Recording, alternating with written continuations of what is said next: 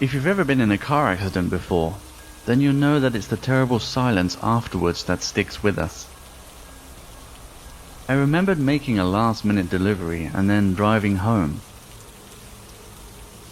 I knew something terrible had happened and that I had been involved in an accident, but I was so confused and disoriented.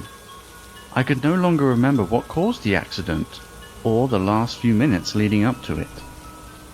Despite being inside the car, I could still feel the cold chill from outside, which was actually a welcome distraction from the sharp pain in my head.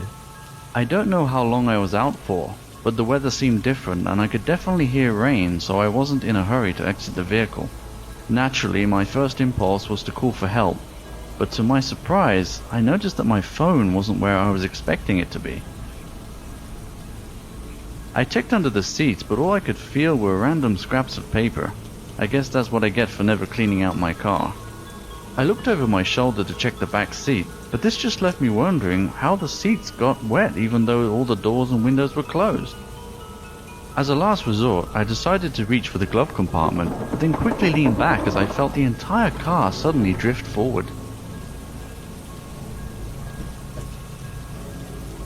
Only after stepping out of the car did I realize it was leaning dangerously over the edge of a bridge. Fortunately, the bridge was a familiar landmark, so I knew exactly where I was, but it also meant that I was still quite far away from home, and definitely too far to walk.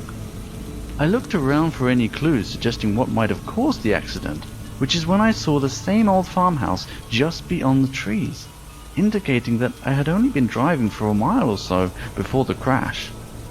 The rain showed no signs of letting up, and I wasn't going to risk getting back inside the car. The bridge didn't serve much of a purpose these days, as it was basically an overpass over an old reservoir that had been drained for years. I figured it would be the best place to wait until another car passed by. I cautiously descended into the abandoned reservoir and proceeded under the bridge for shelter from the pouring rain. It seemed even colder under the bridge, and rainwater was leaking in all directions. My last hope was that another vehicle was bound to show up eventually and notice my car still on the bridge. Doing my best to keep myself warm, I reluctantly waited under the bridge, counting every second that passed.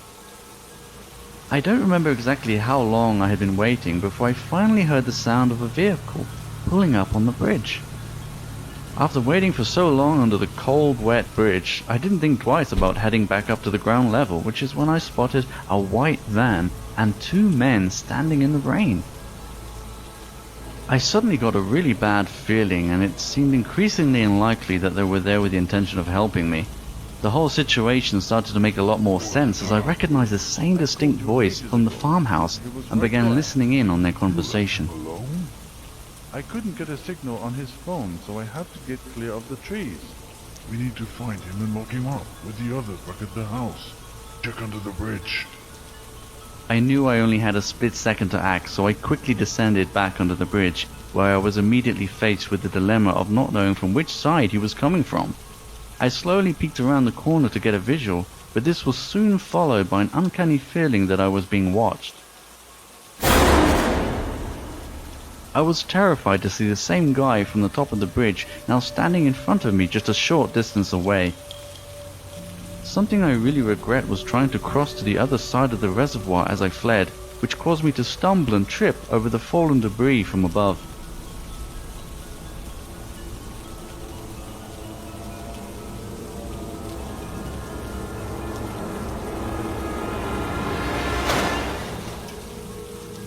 What happened in that fraction of a second played over and over again in my head as I adjusted to the strange twist of fate that would provide me with a means of escape. The danger, however, was far from over, as the other guy then appeared on the bridge staring right down at me. I wasn't going to waste the one shot I had of getting away, so I ran for the trees.